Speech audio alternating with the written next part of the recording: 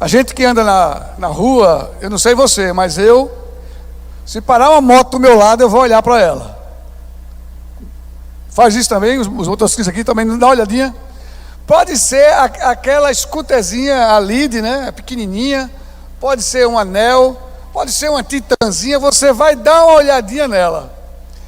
E eu também não sei você, mas uma coisa que eu olho, se tiver tempo no sinal, é para a corrente da moto. Mas alguém olha para a corrente da moto do vizinho quando dá tempo? Dá uma olhadinha. E uma coisa que eu achei interessante, e vocês, nas suas estatísticas, pesquisa assim, completamente sem padrão, mas uma coisa que você vai observar é que aquelas motos em que o pessoal trabalha muito, as motos de entregadores, você vê isso, você vai olhar para as correntes delas, elas vão estar podres. Lubrificação, em sua maioria, zero, ou quase zero. Você vai olhar para o estado de conservação da moto, ela vai estar muito ruim. Os pneus vão estar lisinhos, a não ser que seja uma moto nova. Porque eles trabalham e, quando chegam em casa, chegam tão cansados, que não tem tempo de cuidar da moto. Geralmente é isso.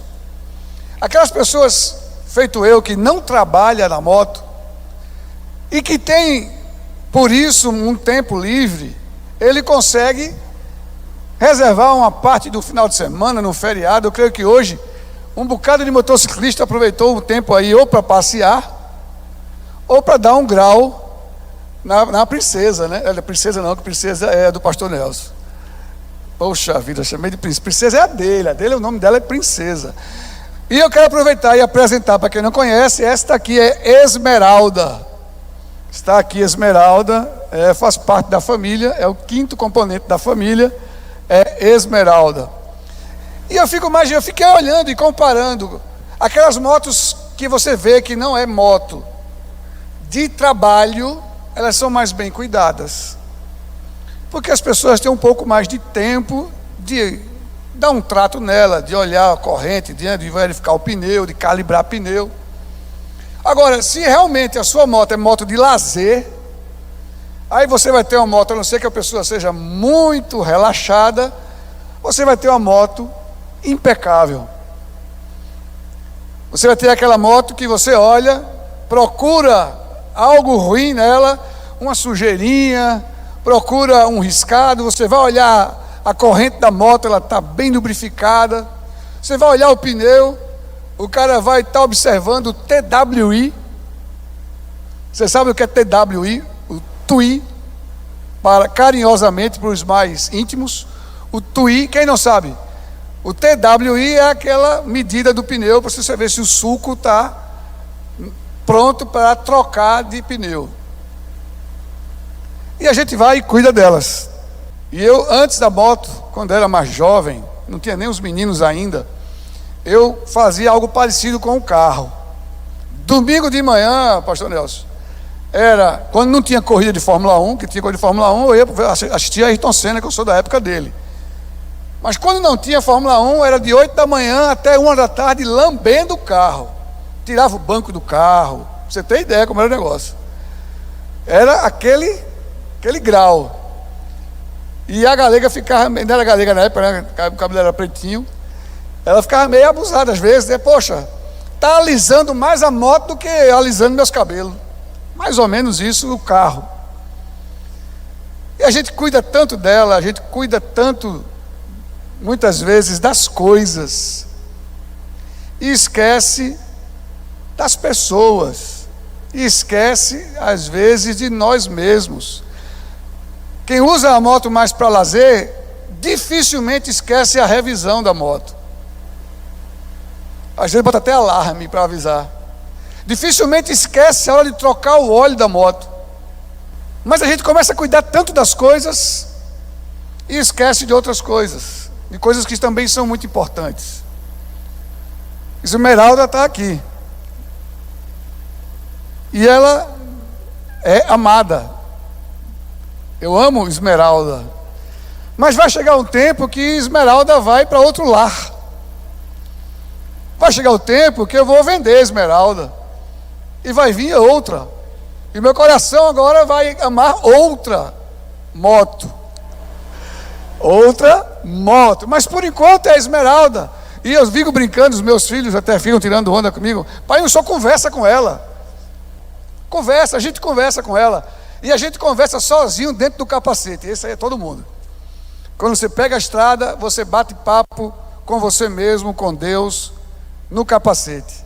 Eu ia comprar até o intercomunicador para testar. Aí a galera disse, não quero esse negócio não. Eu disse, por quê? Porque às vezes eu estou confessando em voz alta, eu e Deus ali, que tu vai ouvir tudo. Tem coisa que eu quero ouvir só eu e ele. Eu disse, não faz sentido isso.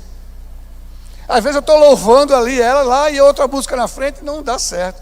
Então não vou usar intercomunicador. Nós temos nossos códigos. Cutuca aqui, cutuca ali, cutuca na perna esquerda é isso, na perna direita é aquilo. Nós temos os nossos códigos. Mas por que eu estou dizendo tudo isso, irmãos? Porque nós precisamos cuidar das coisas. Mas também nós precisamos cuidar de nós mesmos. E eu quero ler um texto com vocês, está lá em Tiago, capítulo 4. Tiago 4, capítulo 13 a 17. Diz o seguinte, eu vou ler por ali, que eu não sei se está igual à minha versão.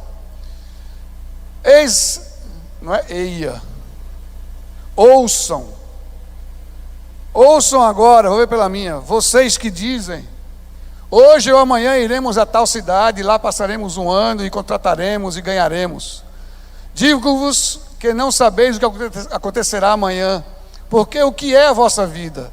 É um vapor que aparece por um pouco e depois desvanece. Vou parar por aí. A gente tem moto, a gente cuida dela. Eu falei aqui que a gente cuida pouco às vezes de nós mesmos. E se tem uma coisa que a gente faz quando vai fazer uma viagem longa é planejar, não é isso? Qualquer viagem longa precisa ser planejada. As paradas, o quanto vai gastar de combustível, o quanto vai gastar de comida, o quanto vai gastar de hospedagem, onde você vai ficar.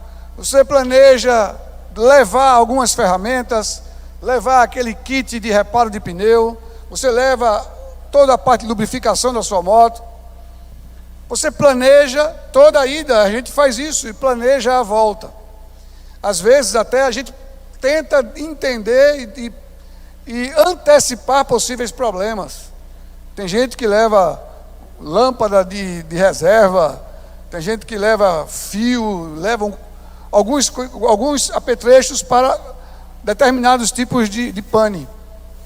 E a gente planeja a viagem e mesmo com a viagem bem planejada, de vez em quando acontece algo que a gente não espera. Alguém aqui já fez viagem e aconteceu alguma coisa no meio do caminho que você não imaginava, não esperava, mesmo de carro eu estou falando também. E aí aqueles planos todinhos vão para o espaço. O que esse texto quer dizer? Ouçam vós, ou agora vós, aqueles que dizem, eu vou fazer isso hoje, eu vou fazer isso amanhã, eu vou fazer isso depois de amanhã. Minha mãe me dizia desde pequeno, quando eu dizia, mãe, eu vou para o jogo do Glorioso da Ilha do Retiro, no domingo. E eu dizia, aí ela dizia, filho, nunca diga isso. Diga, se Deus quiser, eu vou no domingo. E eu acostumei meus filhos a dizer a mesma coisa, se Deus quiser, eu vou fazer isso. Gente, nós precisamos começar a colocar Deus nos nossos planejamentos. Nós precisamos colocar Deus em tudo o que a gente faz. Até na hora de comprar uma moto, de trocar de moto, de planejar a viagem, de para onde é que a gente vai fazer. Sempre é, se Deus quiser eu vou fazer isso. Se Deus não quiser, eu vou fazer aquilo.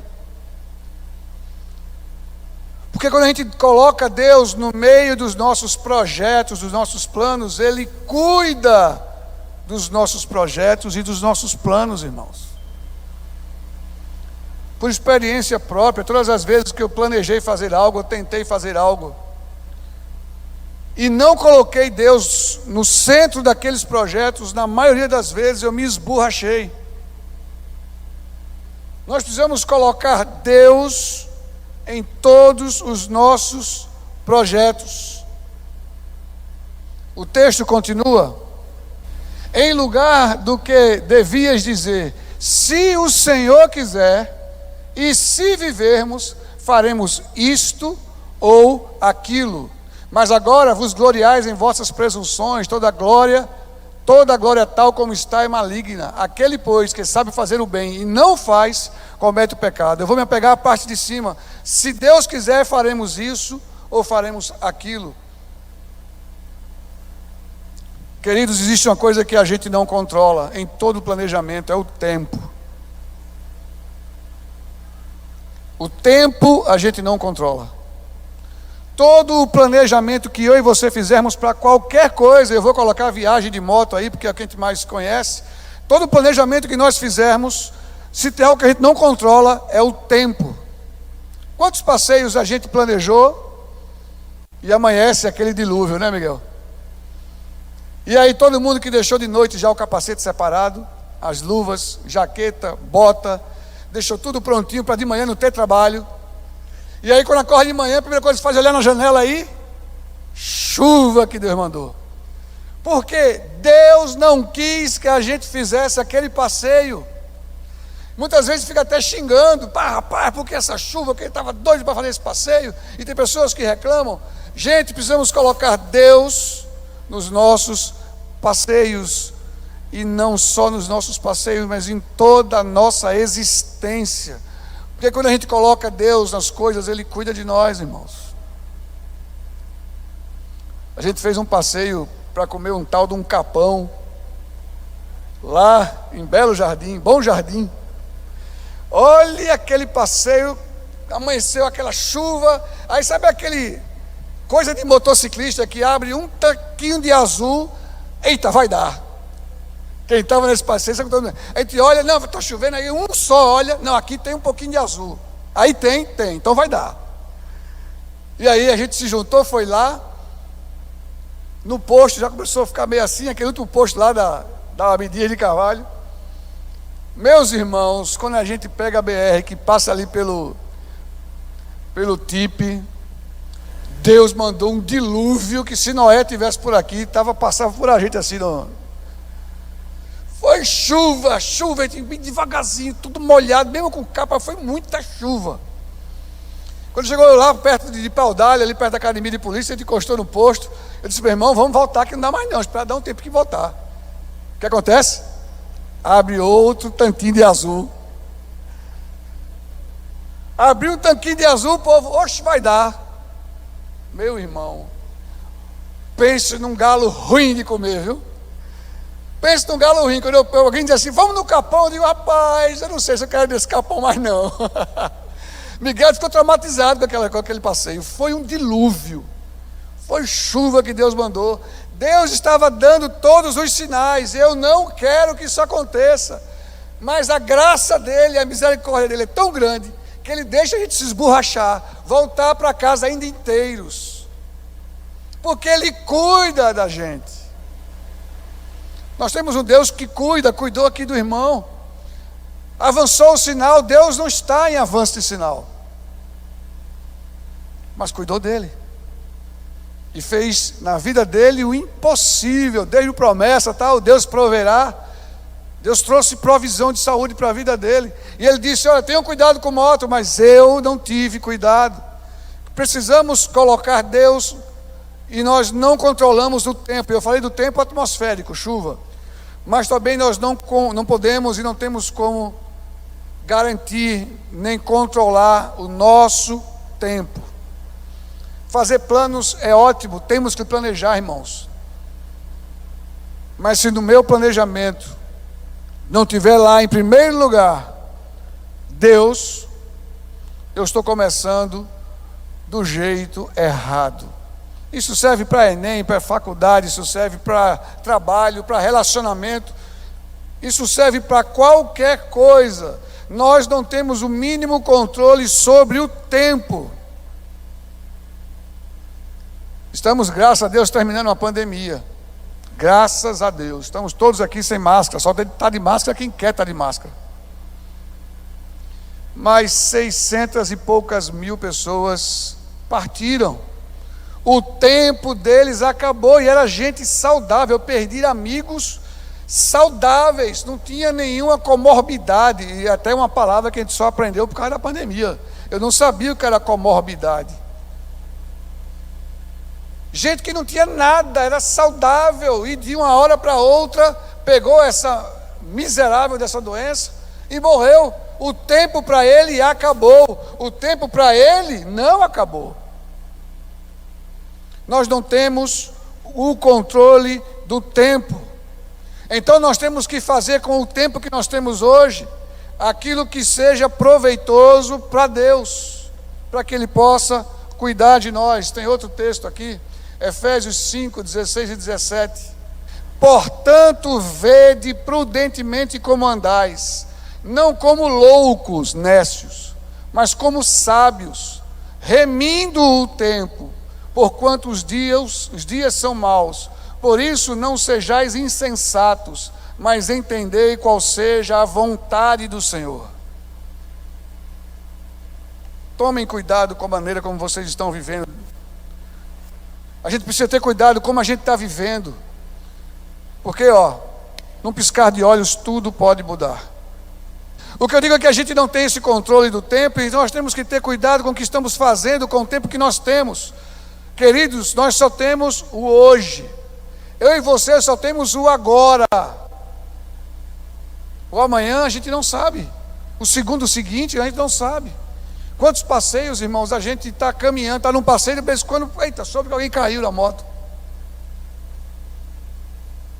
Temos que ter cuidado com a maneira como nós vivemos, não sendo insensatos, mas sábios. Ali vem dizendo, remir o tempo é aproveitar o tempo, é ganhar, é trazer ele de volta.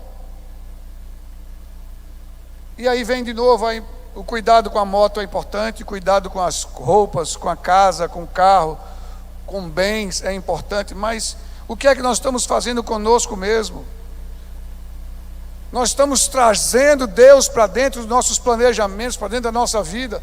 Nós estamos colocando Ele de dentro do nosso tempo.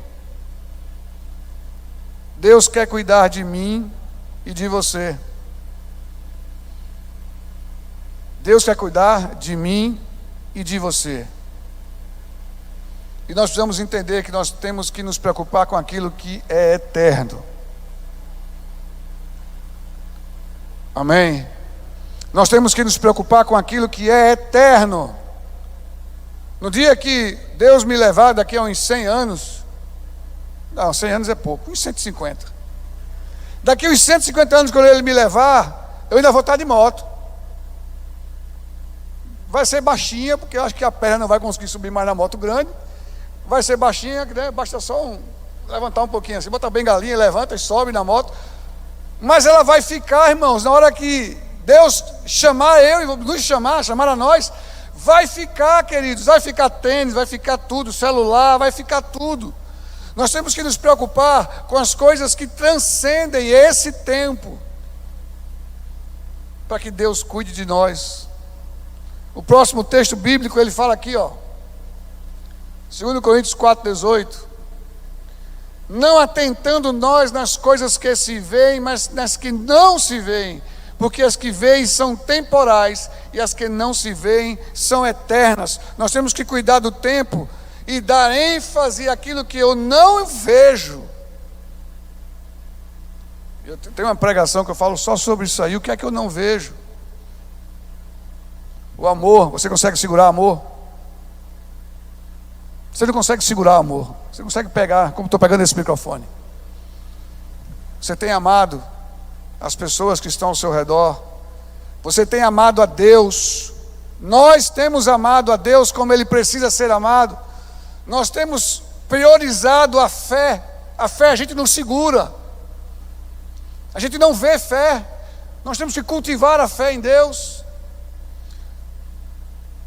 Nós precisamos cultivar relacionamentos, amizade. Você não segura a amizade. Você pode até abraçar o amigo, mas a amizade você não segura. A gente tem que cultivar a amizade.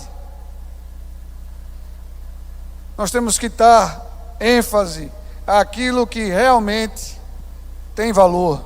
Aquilo que quando a gente partir, irmãos, a gente vai levar.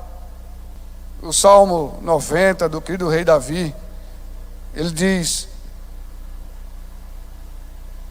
Davi, o grande rei, ensina-nos a contar os nossos dias, de tal maneira que alcancemos corações sábios.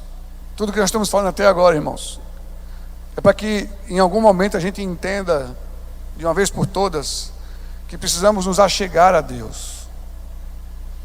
Quando eu era novinho e pilotava em 92, não, eu já estava namorando com a Galega, 92.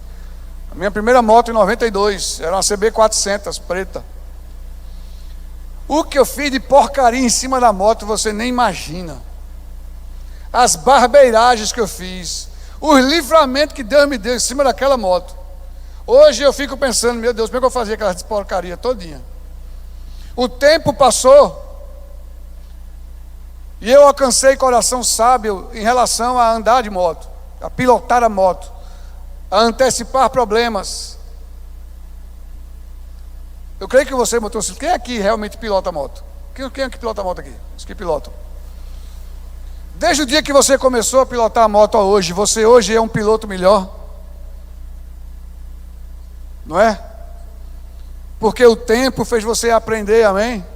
O tempo fez você discernir o que se pode e o que se não se pode fazer, ou melhor, o que se deve e o que não se deve fazer. Porque tem gente que está pilotando moto há 30 anos e continua fazendo as mesmas coisas de quem tem 18. Porque não encontrou o coração sábio.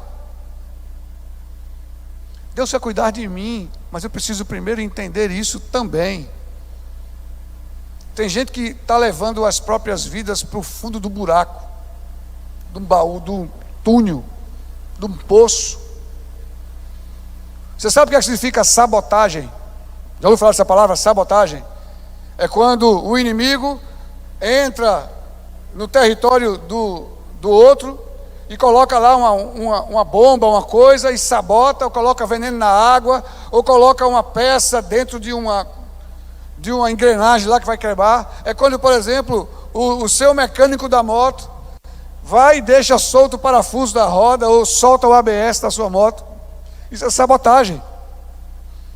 Tem gente que está sabotando a própria vida, irmão.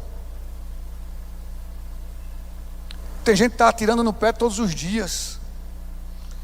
Os anos passam, os cabelos brancos chegam ou caem, no meu caso, mas não encontra sabedoria. Não encontra sabedoria. A gente precisa buscar sabedoria, encontrar corações sábios. O que é que nós estamos fazendo com as nossas vidas, irmãos? O versículo 15, eu vou dar uma esticada aqui por causa da hora. Que nós lemos logo lá no início, diz: se Deus quiser, farei isso. Se Deus quiser, farei aquilo. Porque nós vamos chamar Ele para dentro das nossas vidas, dos nossos planos, das nossas escolhas. E aí, Ele vai cuidar de mim. Ah, pastor, mas Ele cuida de mim. Ele cuida. Mas se eu trouxer Ele para dentro, nós vamos ter a segurança de que Ele está ali. Eu falei já uma vez seguida, irmãos. Nós precisamos, muitas vezes... Segura aqui, bonitão, por favor. Nós precisamos muitas vezes sentar aqui nas nossas vidas e deixar que Deus sente aqui e pilote. Se metaforicamente a minha vida for uma motocicleta, eu vou dizer: Senhor, eu vou sentar na garupa e vou deixar que o guidão seja seu. Quando eu viajo, a Galega senta atrás de mim. Já teve dia de a gente tá andando, né? Aí também não espero, o capacete bate no meu, toque. Isso já foi sem querer, né? Daqui a pouco, toque de novo, senhor, acorda aí, vamos lá, vamos acordar, né? Alguém já passou por coisa parecida, né? Em estrada principalmente, aquele calor, o sol, né? O barulhinho e tal, daqui a pouco aí, bate o capacete, bate de novo. Mas por que ela cochila? Porque ela confia em quem está na frente. Ela sabe que eu estou ali e eu vou fazer o possível, o impossível, para ela não cheirar o asfalto. O que nós precisamos fazer é algo parecido. Sentar na garupa das nossas vidas e dizer: Papai do céu, vai guiando, toma a direção e eu vou confiar, porque eu sei que você cuida de mim. Eu sei que você não vai deixar essa moto cair, a moto da vida cair. Não vai deixar que essa moto caia num buraco, desvie numa curva, escape, derrape, porque Ele sabe para onde está indo. Ele sabe para onde vai me levar e para onde vai levar você. E nós vamos encerrar nesse versículo, agora não tem nem como passar, eles são tantos. Jeremias 29, do versículo 11 ao 14. Escuta só, isso é Deus falando para o povo dele. Porque eu é que conheço os planos que tenho para vocês, diz o Senhor. Planos de fazê-los prosperar e não de causar danos. Planos de dar a vocês esperança em um futuro. Então vocês clamarão a mim, virão orar a mim e eu vos ouvirei. Vocês me procurarão e me acharão quando me buscarem de todo o coração. Deus está dizendo aqui para mim e para você: eu é que sei qual é a estrada que eu vou levar vocês. Eu é que sei, eu é que sei os planos que eu tenho para vocês. Eu é que sei se eu vou pela 101, se eu vou para 232. Eu é que sei se eu vou parar no Puxilau, se eu vou parar no Rei da Coxinha. Eu é que sei que velocidade eu vou, que velocidade eu venho. Ele que está dizendo: eu sou o plano seu. Eu sou aquele que vai dizer se vai mais rápido, se vai mais lento, se desvia, se para, se volta, se desiste. Ele está dizendo que Ele quer cuidar de mim e de você, mas nós precisamos passar para a garupa das nossas vidas e deixar Ele tomar o guidão e levar para onde Ele quiser, amém? O problema é que às vezes a gente não deixa, a gente não inclui Ele nas nossas vidas, a gente não diz o se Deus quiser, eu faço isso. E o que é que Deus quer, irmãos? O que é que Deus quer? Ele quer que a gente seja amigo dEle. Ele quer que a gente tenha relacionamento com Ele. Ele quer que a gente caminhe com Ele. Ele quer ser o provedor. Ele quer que a gente entregue a vida a Ele, que entregue o guidão para Ele, que passe para a garupa. Porque eu sei, irmãos, eu sei que eu já vivi isso. Quando a gente entrega a vida a Ele e a gente se coloca na garupa, nunca vai faltar combustível. Você não vai ter pane seca. Não sei se alguém já teve esse desprazer de ficar no meio da rua por falta de gasolina. É horrível. Quando Ele está na frente, não vai faltar óleo nesse motor, não vai faltar pneu. A lubrificação vai estar em dia das nossas vidas. Quando você colocar Ele na frente, não vai faltar nada que você precise, amém? Porque Deus supre as necessidades. Tudo que eu estou fazendo aqui a metáfora da moto, tudo que a motocicleta das nossas vidas precisar, Ele vai atender, se a gente colocar Ele na frente. Se a gente der o guidão para Ele e ficar tão confiante de que Ele vai fazer as coisas certas, a ponto de dar umas cochiladas na garupa, porque eu vou estar completamente tranquilo que Ele vai nos levar para o melhor caminho. Amém? Era isso que eu queria dizer para vocês, que Deus me tocou no coração, dizer: entrega a moto da tua vida ao Senhor, confia nele, e o mais Ele fará. Entrega as duas rodas, as duas pernas, entrega os braços, entrega tudo, irmão. Coloca Ele no planejamento. Você está pensando em você tem algum plano para fazer a curto, médio prazo, de trabalho, de casamento, de relacionamento, de ter filho? Eu não sei o que é, de trocar de moto, eu não sei. Chama por Ele. Coloca Ele dentro do teu plano. Coloca Ele na frente. Entrega a Ele a moto da tua vida, confia nele e o mais Ele fará. E não vai faltar combustível, o pneu não vai baixar, e a corrente da tua vida vai estar sempre lubrificada. Ele cuida de você, Ele cuida de mim. precisamos agora nós fazer a nossa parte. Amém? Quero convidar você a fechar os seus olhos, vamos orar mais uma vez.